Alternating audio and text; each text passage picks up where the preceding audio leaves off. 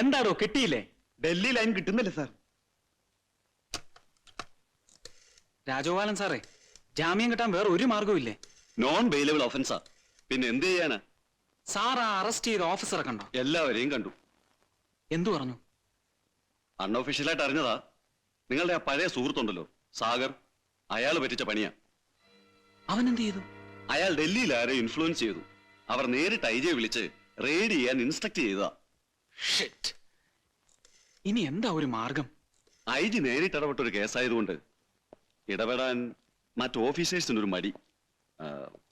ചേരകുട്ടി, അച്ഛൻ ഡൽഹിയിലുണ്ട്, ഐ ജിയും ഡൽഹിയിലുണ്ട്. അവർ തമ്മിൽ ബന്ധപ്പെട്ടാൽ കാര്യം നടക്കും. അതിന് ഡൽഹി കിട്ടണ്ടേ? Sir, Delhi holding. Hello, Kerala house അല്ലേ?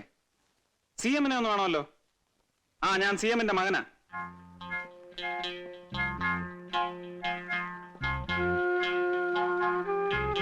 നമസ്കാരം sir.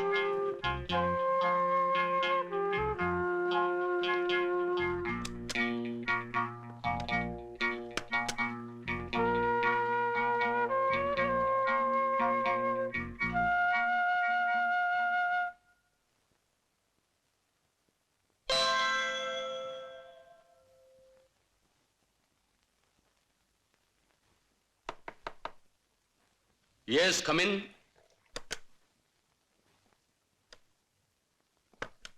Good morning, sir. Good morning, Miss Thomas. ഇരിക്കൂ, ചായ കുടിക്കൂ. ഡൽഹിയിൽ ഇത്തവണ ഭയങ്കര തണുപ്പാണല്ലേ? അതെ. തോമസ്, നിങ്ങളുടെ ഫ്രസ്ട്രേഷന്റെ കാരണം എന്താണെന്ന് എനിക്കറിയാം. റിട്ടയർ ചെയ്യാൻ ഇനി 6 മാസമേ ബാക്കിയുള്ളൂ. ഇത്രയും കാലം ജോലി ചെയ്തിട്ട് സ്വന്തമായ ഒരു വീട് പോലും തോമസിനില്ലെന്ന് എനിക്കറിയാം. I know it Thomas. നമ്മുടെ ഗവൺമെന്റ് പുതിയൊരു പേപ്പർ ഫാക്ടറി തുടങ്ങാൻ പോകുന്ന വിവരം തോമസിന് അറിയാമല്ലോ. 10,000 പേർക്കെങ്കിലും തൊഴിൽ സാധ്യതയുള്ള ഒരു പ്രോജക്റ്റ് ആണത്. എല്ലാ അപ്പോയിന്റ്മെന്റ്സിനുമുള്ള അധികാരം അതിന്റെ എം ഡിക്കായിരിക്കും. ഞാൻ അതിന്റെ എം ഡി ആയിട്ട് ഉദ്ദേശിക്കുന്നത് തോമസിനെയാണ്. റിട്ടയർ ചെയ്താലും 2-3 വർഷം ഞാൻ വിചാരിച്ചാൽ തോമസിനെ അക്കോമഡേറ്റ് ചെയ്യാൻ സാധിക്കും. ഇങ്ങനെ ഒരു അവസരം ലഭിക്കുകയാണെങ്കിൽ അതെങ്ങനെ ഉപയോഗിക്കണമെന്ന് തോമസിന് അറിയാമല്ലോ. അത് താങ്ക് യു സർ. ഞാനൊരു കഠിന ഹൃദയനൊന്നും അല്ല തോമസ്. എനിക്ക് നിങ്ങളോട് ഒരു പേഴ്സണൽ ഗ്രഡ്ജുമില്ല. നിങ്ങളുടെ മനസ്സിനെ വേദനിപ്പിക്കുന്ന തരത്തിൽ എന്തെങ്കിലും എന്റെ ഭാഗത്തു നിന്നും ഉണ്ടായിട്ടുണ്ടെങ്കിൽ ഫോർഗെറ്റ് ഇറ്റ്. ഞാനതൊക്കെ അപ്പോഴേ മറന്നു സർ. എന്റെ മകൻ ശേഖരൻകുട്ടി എനിക്ക് എന്തിനേക്കാളും വലുതാണ്. അവന്റെ മനസ്സിനെ വേദനിപ്പിക്കുന്ന ഒരു പ്രവൃത്തിയും ഞാൻ സഹിക്കില്ല.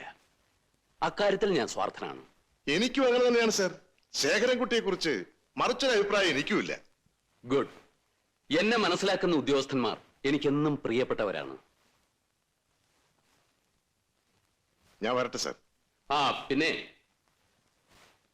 ശേഖരൻകുട്ടി തിരുവനന്തപുരത്ത് നിന്നും വിളിച്ചിരുന്നു. നിങ്ങൾ ഇടപെടേണ്ട എന്തോ പ്രശ്നമുണ്ടെന്ന്. അതെന്താന്ന് വെച്ചാൽ ചെയ്തു കൊടുത്തേര്. ശരി സർ.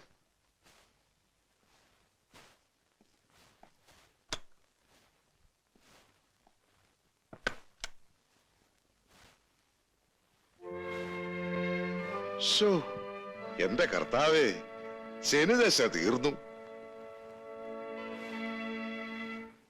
എന്താ കോച്ചായത്? അതൊക്കെ മറന്നുകളാ, കഴിഞ്ഞില്ലേ? അകത്തു പോയി കിടന്നതിലുള്ള വിഷമമൊന്നും എനിക്കില്ല. ഇതിനു മുമ്പ് ഞാൻ കിടന്നിട്ടുള്ളതാ. പക്ഷേ ശേഖരൻകുട്ടി ഉണ്ടായിട്ടും സംഭവിച്ചു പോയി. അതിന്റെ കാരണക്കാരൻ ആരാണെന്ന് എനിക്കറിയാം. കോച്ചായ ഒരു കുരുക്കൂടി അഴിയാൻ ബാക്കിയുണ്ടായിരുന്നു, അതും അഴിഞ്ഞു.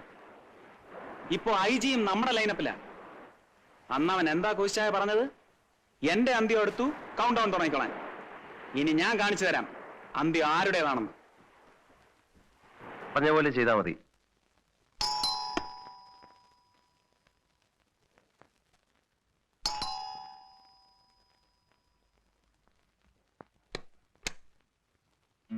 ഹലോ.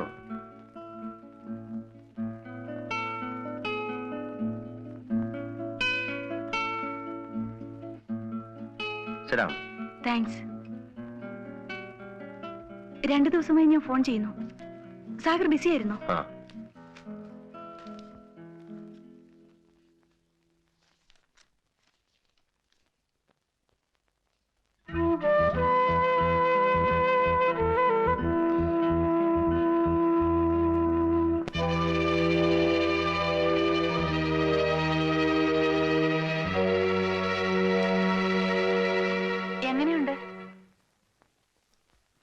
ശത്രുപാളയത്തിൽ തന്നെ ഇരതേടുന്ന അശ്വതിയുടെ സാമർഥ്യത്തെ ഞാൻ അഭിനന്ദിക്കുന്നു. കൊള്ളാം. അതെന്താ അങ്ങനെ പറഞ്ഞത്? എന്നെയും എന്റെ സംഘത്തെയും കുറിച്ച് എഴുതിയിട്ട് അതിന്റെ അഭിപ്രായം എന്നോട് തന്നെ ചോദിക്കണം. ഇല്ലാത്തൊന്നും ഞാൻ എഴുതിയിട്ടില്ല. സാഗറിന്റെ അനുവാദം വാങ്ങിയതിന് ശേഷമാണ് ഞാൻ ഈ ഫീച്ചർ ആരംഭിച്ചത്. പിന്നെ സംഘം ഇപ്പോഴില്ലല്ലോ. ജാക്കിയും സാഗറും ശേഖരൻകുട്ടിയും തമ്മിൽ പിരിഞ്ഞില്ലേ? അതേതായാലും നന്നായി. ഇനിയിപ്പോ എന്റെ ഫ്യൂച്ചറിന് ഗ്രിപ്പ് കൂടും. പലതും പ്രതീക്ഷിക്കാമല്ലോ. പണ്ട് ഹാജി മസ്താനി യൂസഫ് പട്ടേലും തമ്മിൽ തെറ്റിയപ്പോ പത്രക്കാർക്ക് കുറെ നാളത്തേക്ക് നല്ല കോളായിരുന്നു. എന്നും ചൂടുള്ള വാർത്തകൾ, ആക്ഷൻ ആൻഡ് റിയാക്ഷൻ. രണ്ടാടുകളെ തമ്മിൽ കൂട്ടിയിടിപ്പിച്ചിട്ട് നടുക്ക് നിന്ന് ചോര കുടിക്കാൻ ശ്രമിച്ച കുറുക്കന്റെ കഥ അശ്വതിക്ക് കേൾക്കണോ? അയ്യോ, ഞാൻ ആ അർത്ഥത്തിൽ പറഞ്ഞതല്ല. ഏതർത്ഥത്തിൽ പറഞ്ഞാലും തമ്പുരാട്ടിക്കുട്ടിയുടെ ഈ കൊച്ചു തലയിൽ ഒരുപാട് വക്രതയുണ്ട്. അട്ടെ, അശ്വതിയുടെ ഇപ്പോഴത്തെ ഈ വരവിന്റെ ഉദ്ദേശം എന്താണ്? ഞാൻ പറയാതെ തന്നെ അറിയാമല്ലോ, സാഗർ ജാക്കിയായ കഥ. അതെന്തറിയാനാ? സ്വന്തമായിട്ട് അങ്ങ് എഴുതിയാ മതി. അതുപോരാ. അങ്ങനെയായിരുന്നെങ്കിൽ ഞാൻ ഇത്രയും ബുദ്ധിമുട്ടി സാഗറിന്റെ പുറകെ നടക്കണമായിരുന്നോ? പുലിവാലായല്ലോ. അബദ്ധത്തിന് ഞാനൊന്ന് സമ്മതിച്ചു പോയി. അശ്വതി, ഈ കഥയൊക്കെ പറയുന്നതിന് ഒരു മൂഡ് വേണം. I am not in a mood. വേണ്ട, എനിക്ക് തിരക്കൊന്നുമില്ല. ഞാൻ വീണ്ടും വരാം. ഓക്കെ.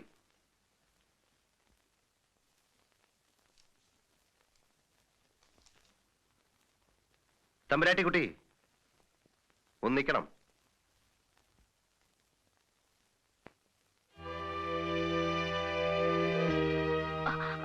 അതിലൊന്നുമില്ല.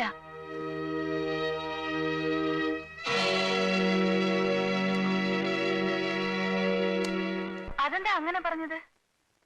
എന്നെയും എന്റെ സംഘത്തെയും കുറിച്ച് എഴുതിയിട്ട് അതിന്റെ അഭിപ്രായം എന്നോട് തന്നെ ചോദിക്കണം. ഇല്ലാത്തൊന്നും ഞാൻ എഴുതിയിട്ടില്ലല്ലോ. ഇതെന്റെ ശബ്ദമാണ്. കോടതി ചെന്നാൽ ഇതൊരു തെളിവാണ്. അയ്യോ, പിന്നെ എനിക്ക് അങ്ങനെ ദുരുദ്ദേശമൊന്നുമില്ല. It is routine. അശ്വതി വർമ്മയുടെ ഉദ്ദേശം നിർദോഷമായിരിക്കും. But I have to safeguard my interest. That's also routine.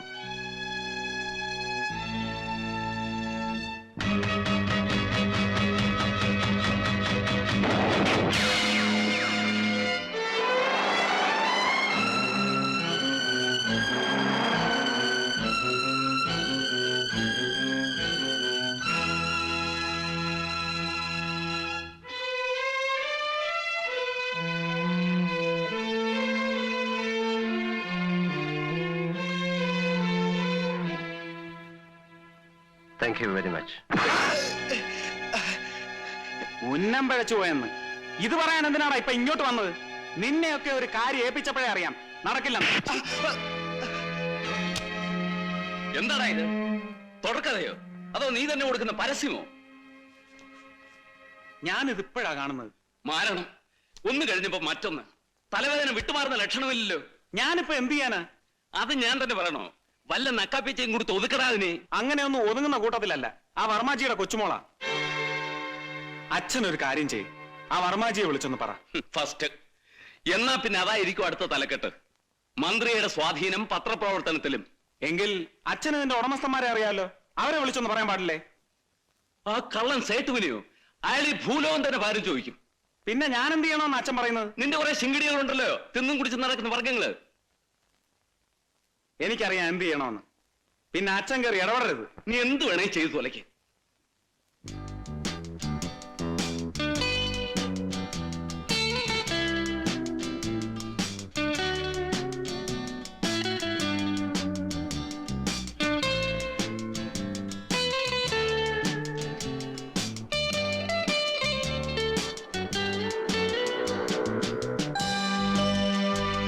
Auto പോ.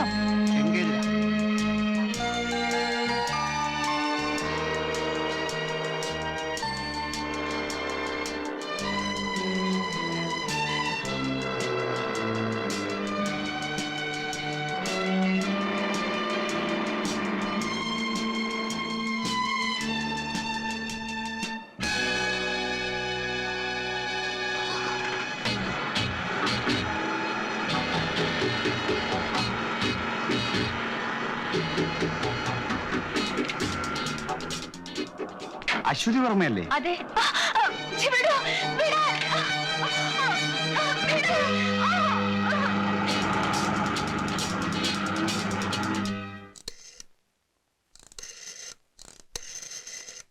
ഹലോ, കുറച്ചു മുമ്പ് ഹോട്ടൽ ചാണക്യയിൽ നിന്ന് ശേഖരൻകുട്ടിക്ക് ഒരു ഫോൺ ഉണ്ടായിരുന്നു. ഞായറാഴ്ച ഉപയോഗിക്കുന്ന കണ്ണാടി കിട്ടിയിട്ടുണ്ട് എന്നായിരുന്നു മെസ്സേജ്. പൊട്ടിക്കാതെ സൂക്ഷിക്കണം എന്നായിരുന്നു ശേഖരൻകുട്ടിയുടെ മറുപടി. Thank you George.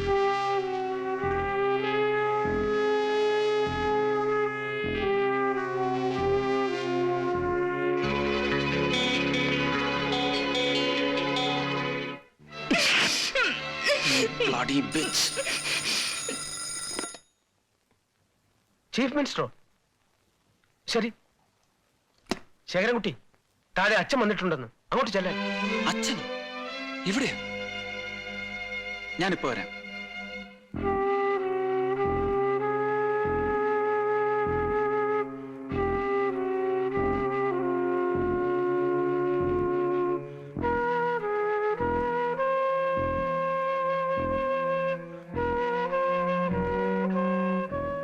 അച്ഛൻ എവിടെ? ഇവിടെ. അശ്വതിയോടെ.